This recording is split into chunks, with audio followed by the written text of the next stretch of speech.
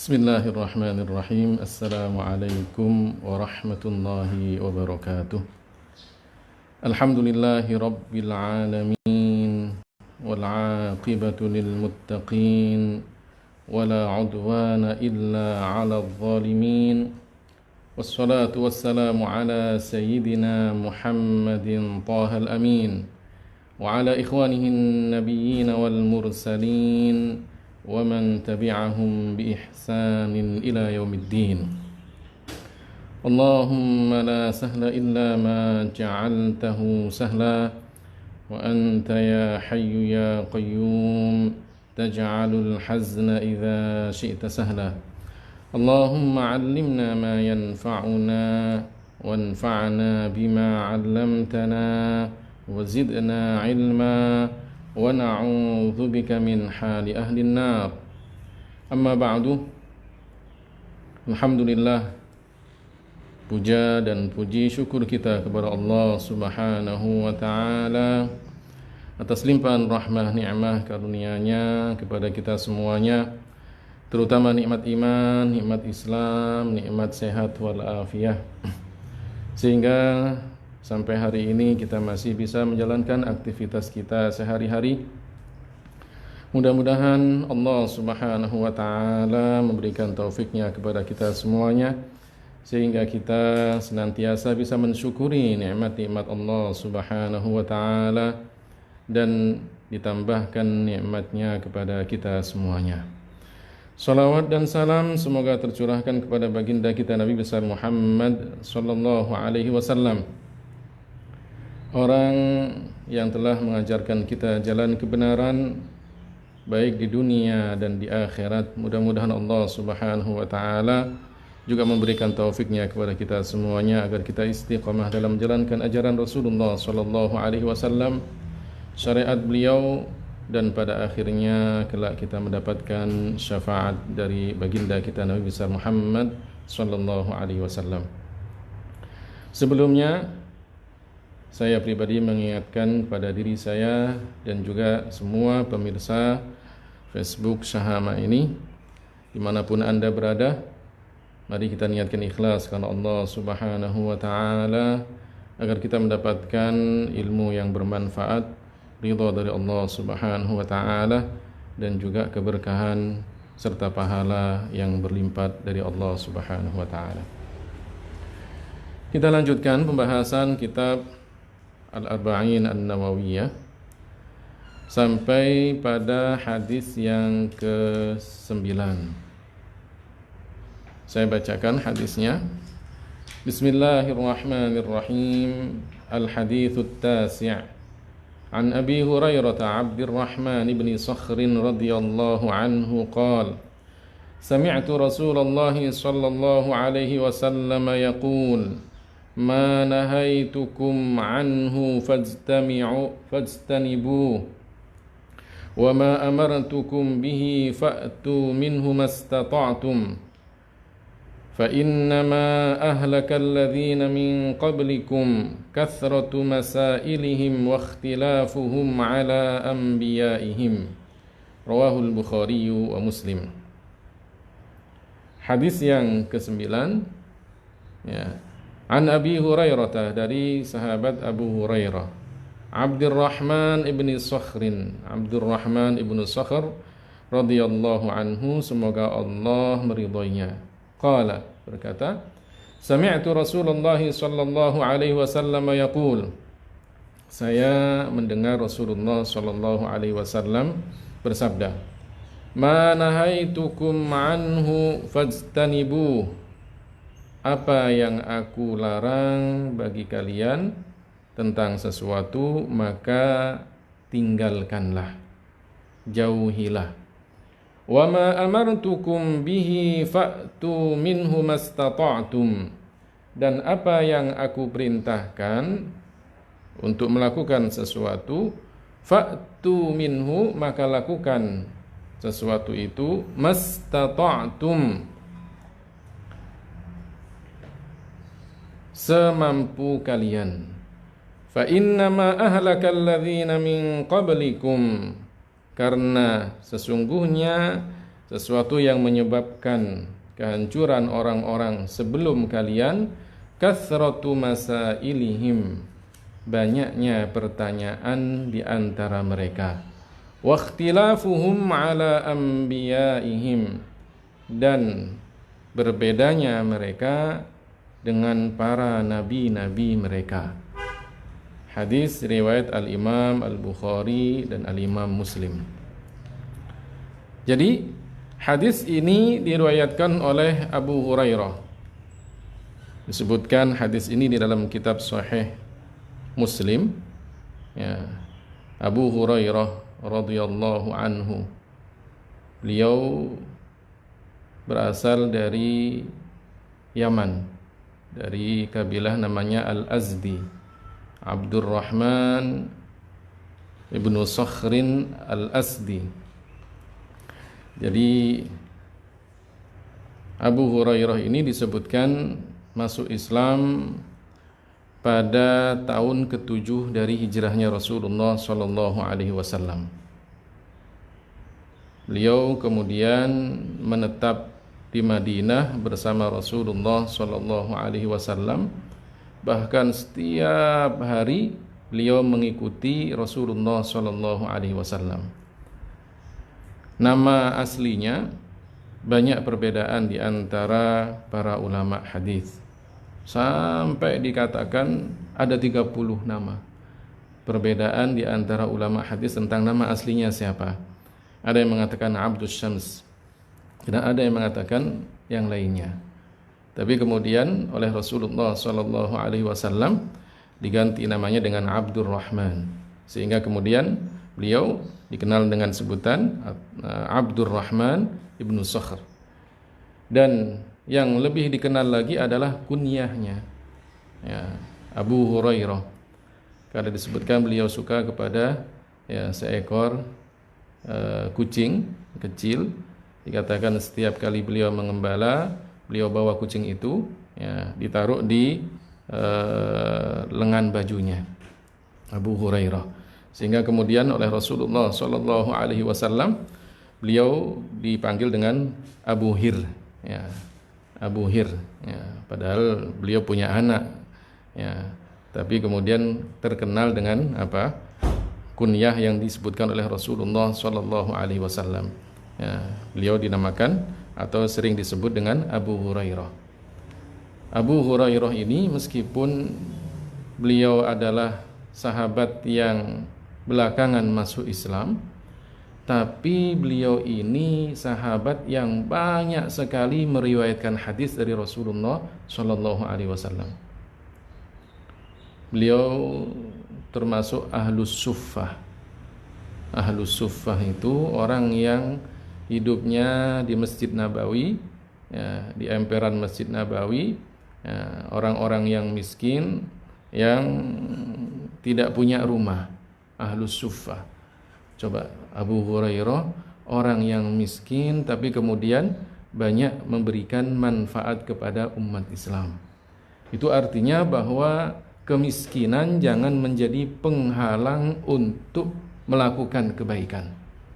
Kemiskinan jangan menjadi penghalang seseorang untuk belajar, menuntut ilmu sampai kemudian menjadi seorang yang alim dan kemudian bisa memberikan manfaat ilmunya kepada orang lain.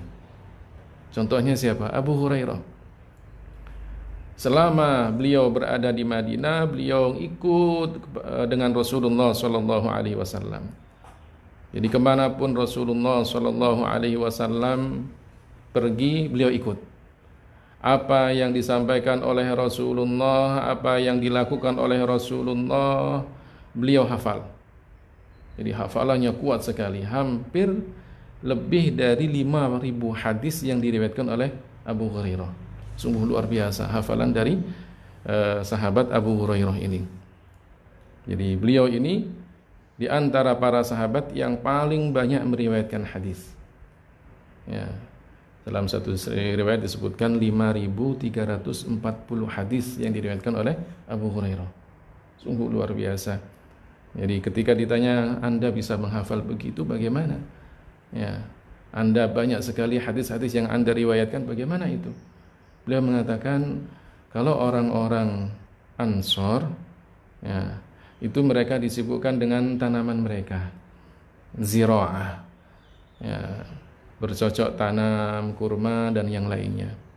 Orang-orang Muhajirin disibukkan dengan kerjaannya berdagang di pasar.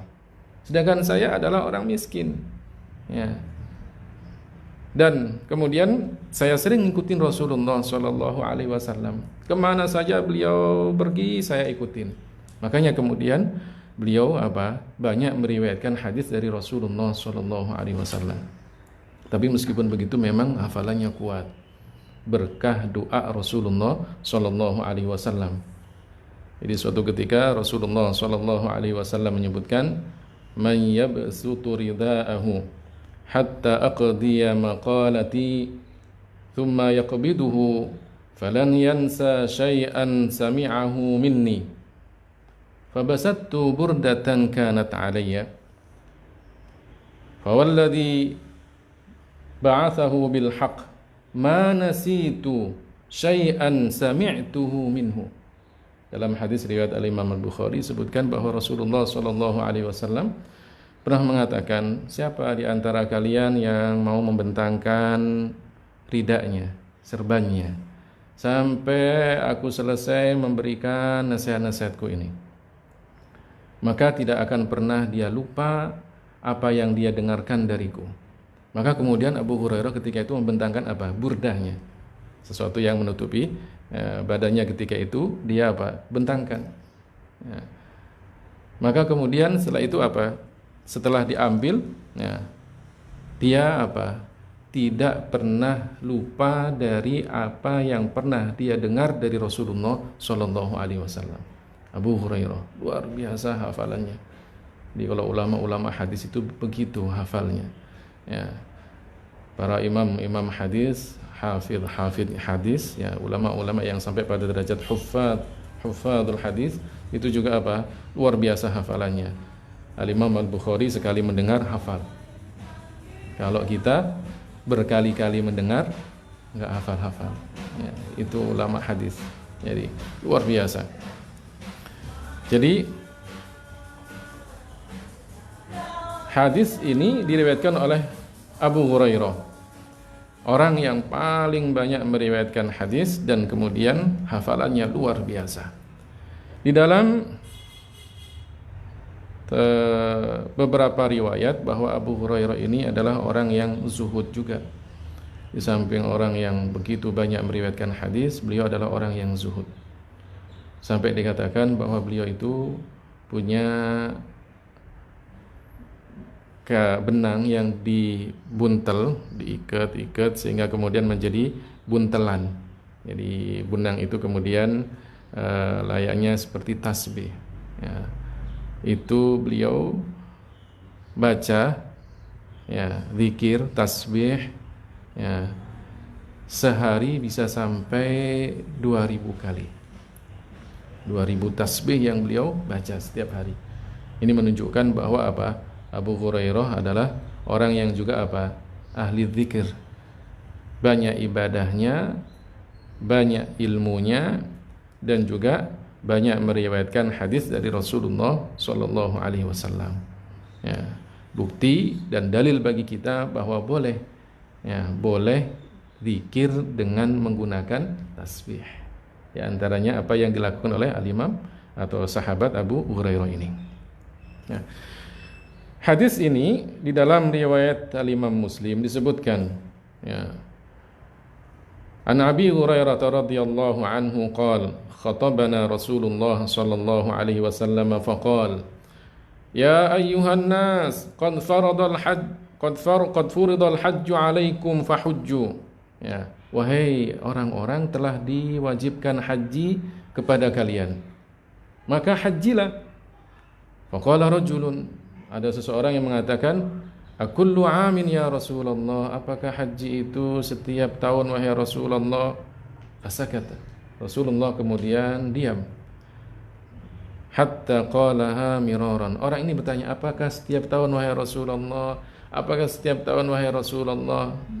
bertanya kepada Rasulullah berkali-kali. Ya.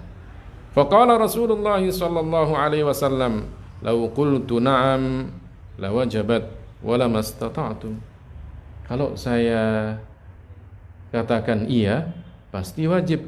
Kewajiban fardhiyat haji itu ya setiap tahun dan kalian tidak akan mampu. Ya. Jadi orang ini bertanya kepada Rasulullah, apakah haji itu setiap tahun? Apakah haji itu setiap tahun? Oleh Rasulullah kemudian didiamkan.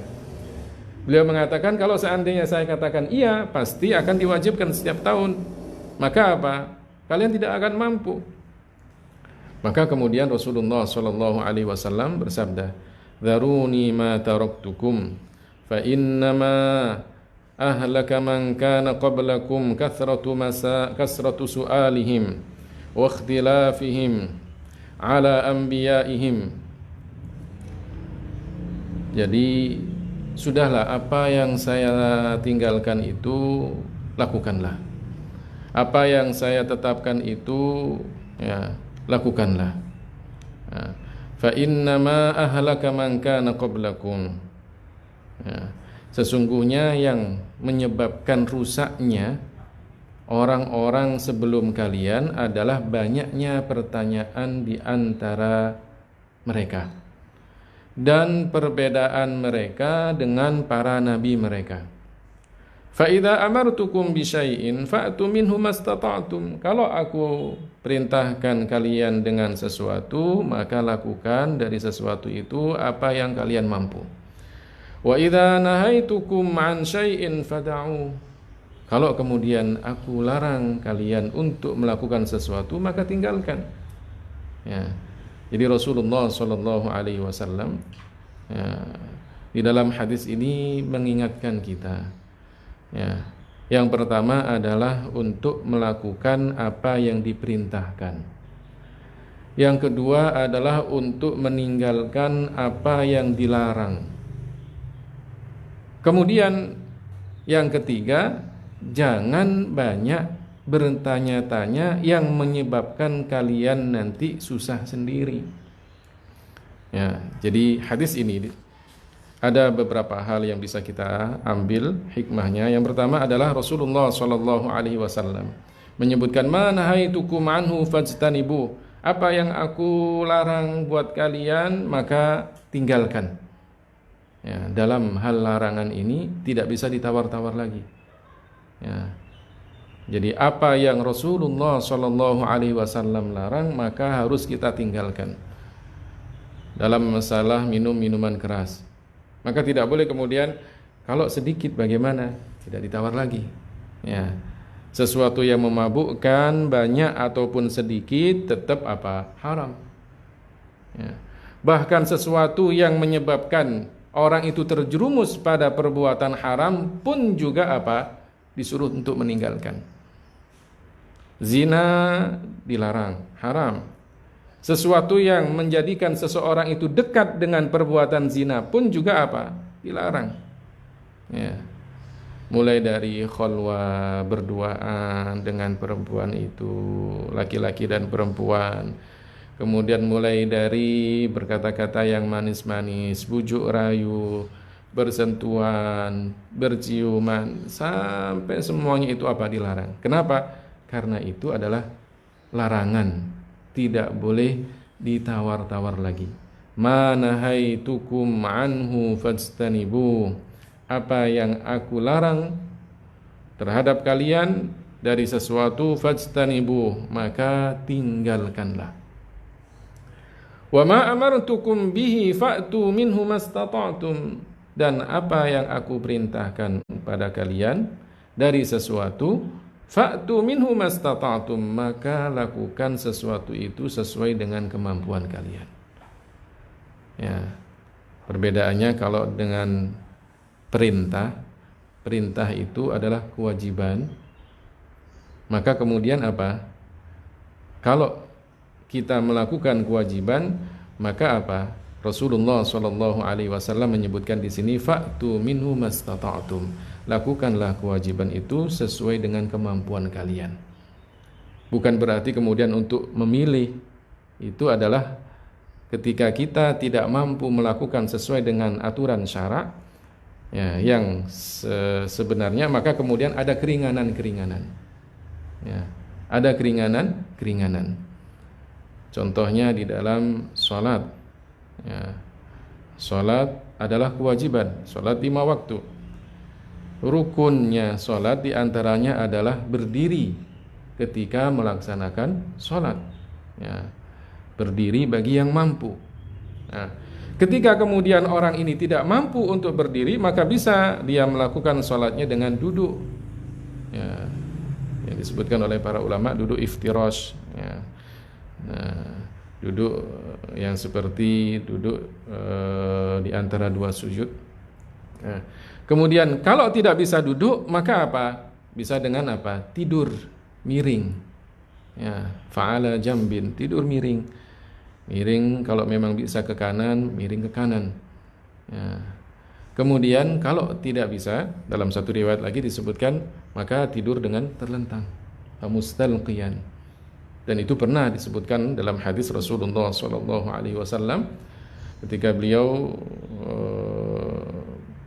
bilang, ya, memerintahkan kepada Imran bin Husain untuk apa? Melakukan sholat ketika itu dia dalam keadaan sakit.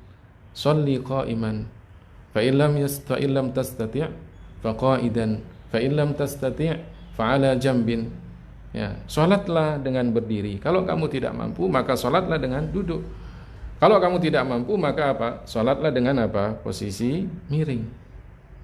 Dalam hal perintah, ya, Allah Subhanahu wa ta'ala tidak akan memberikan beban kecuali sesuatu yang bisa dilaksanakan oleh seorang hamba. Ya. Sehingga kemudian ketika orang itu sakit pun masih ada apa? Kewajiban, tapi ada keringanan. Ya, orang sakit, dia punya kewajiban sholat, maka ada keringanannya. Apa itu? Tidak bisa sholat berdiri, maka sholat dalam keadaan duduk. Tidak bisa sholat dalam keadaan duduk, maka sholat dalam keadaan apa? Tidur miring.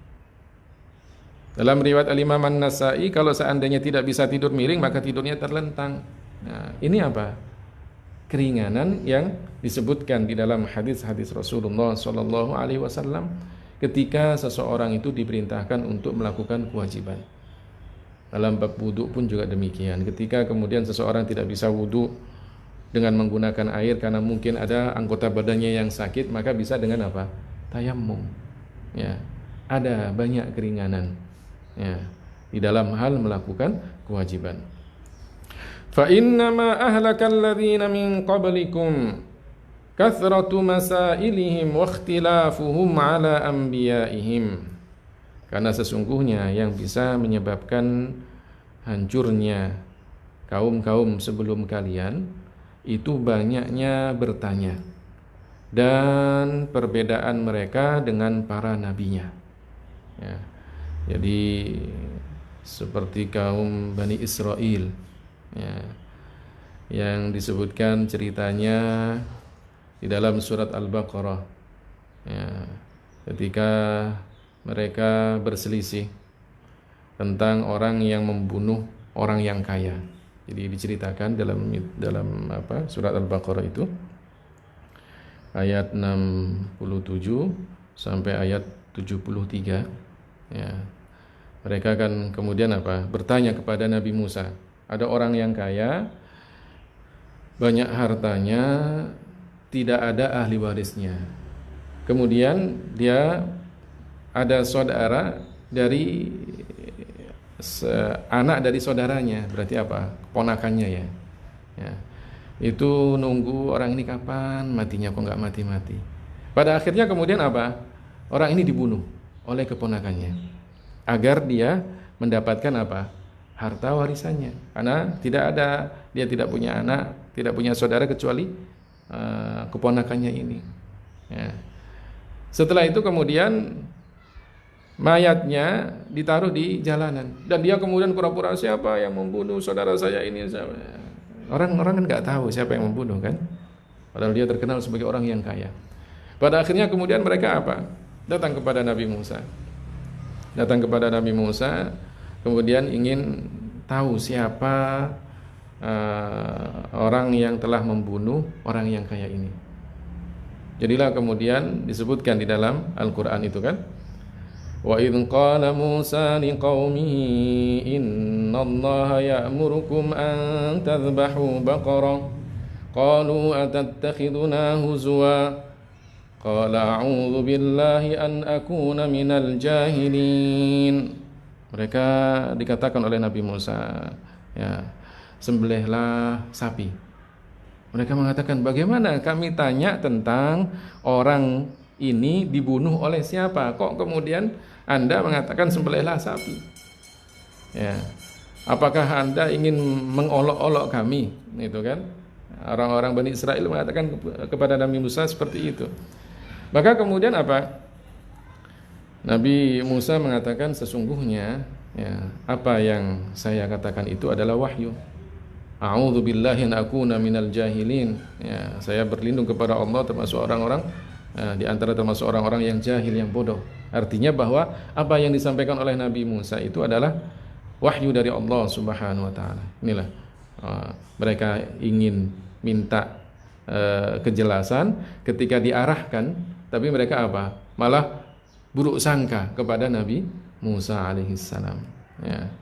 Kemudian mereka bertanya, qalu ud'u lana rabbaka yubayyin lana ma hi.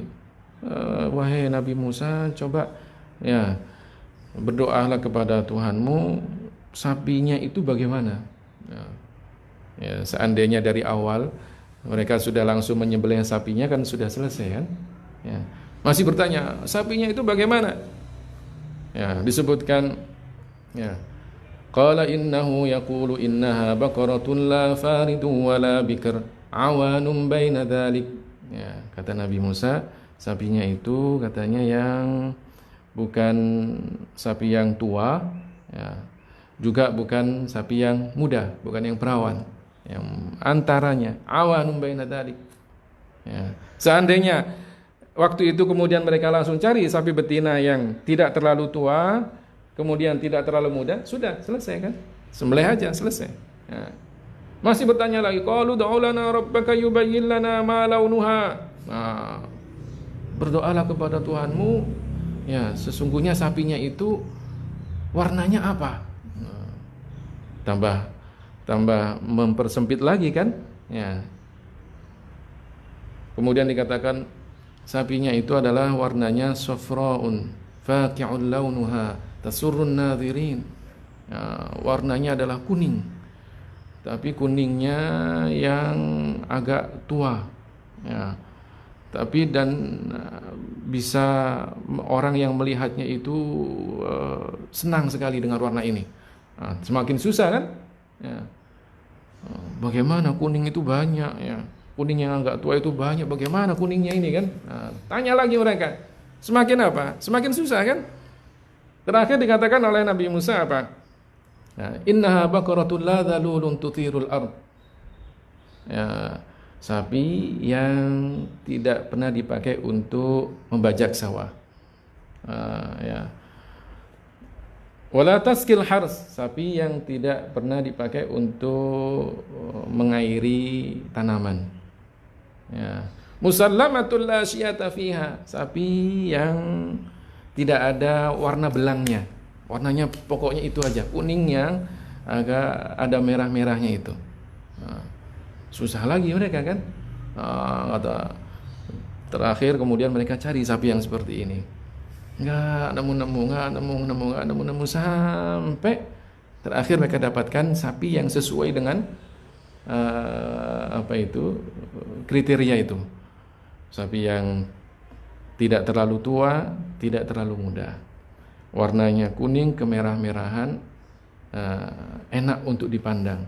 Kemudian ya, sapi itu tidak dipakai untuk membajak sawah, untuk mengairi tanaman, dan apa? Tidak ada belangnya sama sekali. Mereka dapatkan milik seorang anak muda. Ya. Ditanya, ini berapa harga sapinya? Sapi ini mahal. Ya. Mereka pun apa? Karena memang itulah satu-satunya sapi yang sesuai dengan kriterianya, maka apa? Berapa saja. Kalau seandainya kamu tidak mau dengan harga yang kami tawar, ya, kami timbang sapi itu berapa beratnya. Ya, nanti kemudian apa? Seberat sapi itu kami berikan emas. Kemudian tidak diberikan. Sampai diberikan apa? 10 kali lipat emas ya dengan berat sapi itu. Ya, jadi 10 kali lipatnya beratnya sapi itu diberikan apa? Emas kepada anak muda ini. Baru kemudian mereka sembelih. Ya. Setelah itu kemudian apa? Setelah disembelih, bagian dari anggota sapi ini, anggota badan sapi ini kemudian apa? Dipukulkan kepada yang meninggal. Bangun dia, mengatakan yang membunuh adalah keponakannya. Setelah itu apa? Mati lagi dia. Nah, ini kan Bani Israel yang banyak bertanya, pertanyaannya justru apa? Menyulitkan mereka. Ya. Kasratu masailihim, banyak bertanya, tapi bertanyanya bukan kemudian kayak kita bertanya dalam satu pelajaran. Ya. Kemudian apa? Ingin lebih tahu tentang masalah itu, nggak apa-apa. Yang penting kemudian sesuai dengan temanya. Jangan kemudian keluar dari temanya. Makanya kadang kalau kita mengajarkan sesuatu, maka terkadang kita membatasi. Jangan bertanya di luar tema. Kenapa? Akan menjadikan kita bingung. Ya, bingung kenapa? Karena pelajaran yang kita bahas ketika itu belum tentu kita paham. Masih kemudian bertanya yang lainnya. Bahkan pertanyaannya ada kadang seandainya belum pernah terjadi kan, kok tanya-tanya seandainya. Itu kan apa?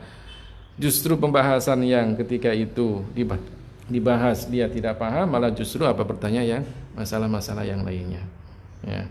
Orang-orang Bani Israel pun juga demikian.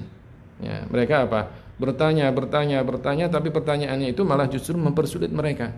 Sampai menemukan sapi yang itu harganya mahal sekali, mau tidak mau mereka harus apa? Membelinya. Kenapa? Karena sesuai dengan kriteria yang disampaikan oleh Nabi Musa alaihissalam. Subhanallah. Sapinya itu milik seorang anak muda yang soleh. Ya, dikatakan dia berbakti kepada ibunya. Dulunya, ketika dia masih kecil, ayahnya itu ya orang yang soleh juga. Dikatakan bahwa ayahnya itu mempunyai sapi ini, satu-satunya sapi ini kemudian apa? Dilepas di hutan. Dia berdoa mudah-mudahan sapi ini menjadi harta simpanan dia untuk anaknya kalau dia anaknya sudah besar. Dan benar ketika orang ini meninggal dunia, anaknya besar, maka kemudian oleh ibunya diberitahu bahwa dulu bapak kamu melepas sapi di hutan itu. Ya, carilah sapi itu dan dia akan nurut ngikut jinak hanya kepada kamu. Kalau kepada orang lain nggak bisa. Setiap kali ada orang lewat, dilihat oleh orang dia kabur, liar. Tapi kepada sapi ini, kepada orang ini apa? Pada anak ini dia apa? Nurut. Kenapa? Karena baktinya kepada ibunya. Ya, jadi ini diantara hikmah bahwa bakti kepada orang tua itu bisa memudahkan seseorang untuk mendapatkan kebahagiaan di dunia dan di akhirat. Ya, tadinya anak ini anak muda yang miskin, hidup bersama ibunya. Ya, kemudian setelah dia jual sapinya itu menjadi orang yang kaya raya. Ya, karena apa? Harganya mahal sekali. Atas kesolehannya dan baktinya kepada ibunya, maka kemudian dia diberikan oleh Allah Subhanahu wa taala harta yang berlimpah. Fa innama ahlakal ladzina min qablikum kathratu masailihim wa ikhtilafuhum ala anbiya'ihim. Dan juga mereka ini banyak berselisih dengan para nabinya. Ya, buktinya Bani Israel itu tadi disuruh menyembelih masih saja enggak mau. Menyembelih sapi, ya kan? Artinya dia tidak langsung mendengar dan menerima. Kalau kemudian Rasulullah sallallahu alaihi wasallam, seorang Rasul Allah, ya, Nabi Musa alaihi salam, beliau kemudian mendapatkan wahyu dari Allah Ta'ala untuk memerintahkan mereka menyembelih, masih aja mengatakan, apakah anda ingin mengolok-olok kami? Itu kan berselisih. Seandainya kemudian mereka langsung mendengarkan ketika itu langsung menyembelih, selesai. Apa yang kemudian diarahkan oleh Nabi Musa mudah bagi mereka. Disuruh kemudian sapinya begini, Kriterianya masih saja kemudian apa? Bertanya, dan pertanyaannya itu bukan kemudian apa?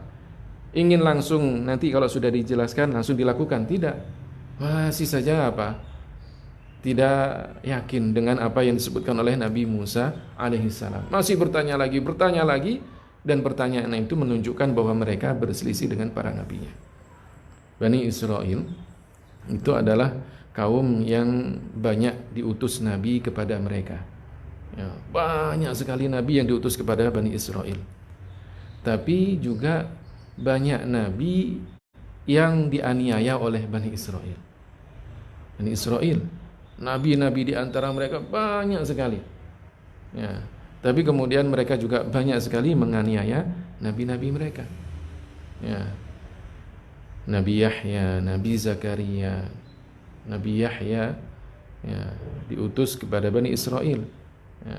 Tapi kemudian Nabi Yahya disembelih oleh kaumnya sendiri. Nabi Zakaria digergaji, dibelah menjadi dua oleh kaumnya sendiri. Bani Israel ya, orang-orang yang tidak mudah percaya kepada ajakan seorang nabi ya, Bani Israel ya. Ini jadi hadis ini menunjukkan kepada kita bahwa Rasulullah SAW ingin menjelaskan ya, perkara itu ada kalanya larangan dan ada kalanya adalah perintah. Jika perkara itu berupa larangan, maka tinggalkanlah. Ya, karena seseorang yang kemudian, kalau dalam hadis yang sebelumnya kan disebutkan sesuatu yang syubhah saja, ya, hendaknya ditinggalkan karena bisa menjerumuskan seseorang pada sesuatu yang haram, apalagi sesuatu yang memang benar-benar dilarang oleh Allah Subhanahu wa taala, maka tinggalkan. Jangan pernah kemudian mendekati hal-hal yang haram ini. Ya, ma nahaitukum anhu fajtanibuhu. Ya. Apa yang aku larang maka tinggalkan. Karena itu akan menjadikan kita apa? Tenang. Ya. Meninggalkan perbuatan yang haram sama sekali tidak dilakukan menjadikan hati tenang. Tapi kalau kemudian sedikit dilakukan, besoknya sedikit lagi, lama-kelamaan akan terbiasa dalam melakukan perbuatan yang haram ini, yang kecil ataupun yang besar. Ya, jangan diremehkan, tinggalkan semuanya. Ma nahaitukum anhu fajtanibuhu. Apa yang Rasulullah SAW larang untuk kita, maka apa? Tinggalkan. Wa ma amartukum bihi fa'tu minhu mastata'tum. Yang kedua, apa yang Rasulullah SAW perintahkan, maka lakukanlah sesuai dengan kemampuan kita. Ya. Selama kita masih bisa melakukannya, maka lakukanlah. Ya, tergantung kemampuan kita. Karena agama Islam akan memberikan keringanan kepada umatnya, tidak akan memberikan beban sesuatu yang tidak mampu untuk dilakukan oleh seorang mukallaf. Ya. Kemudian yang ketiga adalah jangan banyak bertanya yang pertanyaannya itu menyulitkan diri kita sendiri. Ya. Kalau pertanyaannya ingin memperjelas masalah-masalah yang sudah diterangkan agar lebih jelas, boleh. Tapi kalau pertanyaannya justru mempersulit diri sendiri, maka akan menjadikan kita semakin bingung. Baik itu dalam ketika kita belajar ataupun ketika kita ada masalah, maka apa? Lakukanlah apa yang sesuai dengan syara. Ya. Seperti sekarang ini kan, ya, orang disibukkan dengan mencari obatnya virus corona, bertanya sana sini, tapi yang ditanya bukan ahlinya. Lama-kelamaan apa? Bingung sendiri kan? Awal terjadi virus gitu kan, maka kemudian ada yang menyebarkan berita bahwa yang di antara obatnya adalah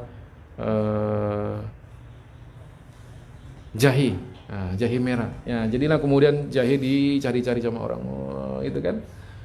Nanti kemudian muncul lagi obatnya adalah kunyit, kemudian cari-cari kunyit. Orang semakin bingung. Tanya lagi orang, apa itu? oh sari kurma, nah, maka kemudian dicari-cari kurma. Ya, nggak ada. Ya, yang semacam ini menjadikan kita, ya, dan kita apa? Semakin bingung. Ya, lebih baik bertanyalah kepada ahlinya, dan kemudian kalau tidak tahu, ya hendaklah kita tidak mengikuti sesuatu yang tidak jelas. Ya. Jadi ini yang ingin saya sampaikan dalam hadis yang ke-9 dari kitab Al-Arba'in An-Nawawiyah. Mudah-mudahan ada hikmah, ada manfaatnya. Kita akhiri ya taklim kita dengan membaca tahlil, sholawat dan istighfar. La ilaha illallah, la ilaha illallah, la ilaha illallah. Allahumma salli ala Sayyidina Muhammad wa ala alihi wa sahbihi wa sallim. Allahumma salli ala Sayyidina Muhammad wa ala alihi wa sahbihi wa sallim. Allahumma salli ala Sayyidina Muhammad wa ala alihi wa sahbihi wa sallim. Rabbi ighfirli wa liwalidayya وللمؤمنين والمؤمنات ربي اغفر لي ولوالدي وللمؤمنين والمؤمنات ربي اغفر لي ولوالدي وللمؤمنين والمؤمنات والحمد لله رب العالمين والسلام عليكم ورحمة الله وبركاته.